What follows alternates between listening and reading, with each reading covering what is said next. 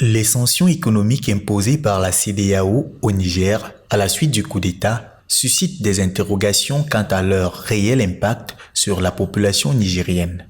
Une analyse approfondie des faits montre que ces sanctions ont peu d'effet sur la vie quotidienne des Nigériens.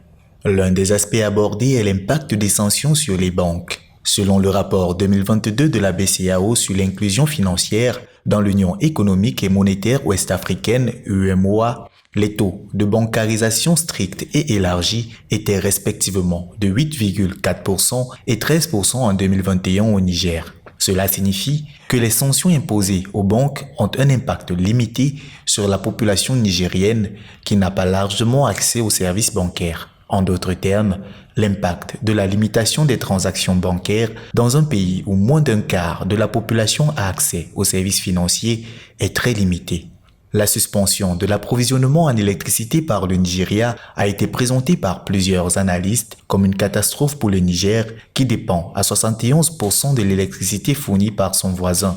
Cette mesure du Nigeria a d'ailleurs été présentée comme particulièrement préoccupante. Cependant, il convient de préciser que le taux d'accès à l'électricité au Niger était de 17% en 2022 pour une population d'environ 25 millions d'habitants. Une statistique qui démontre que très peu de Nigériens ont en effet accès à l'électricité.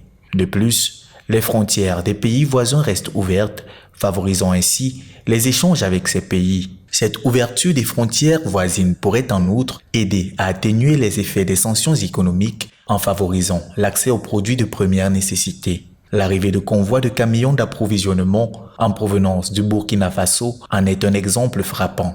Bien que les sanctions économiques de la CEDEAO aient été largement présentées comme le moyen de faire pression sur les militaires, leur impact sur la vie de la population nigérienne semble être très limité. Les taux de bancarisation et d'accès à l'électricité sont très faibles dans le pays et les frontières ouvertes avec les pays voisins contribuent à atténuer les effets des sanctions qui ne touchent finalement qu'une infime partie de la population du Niger.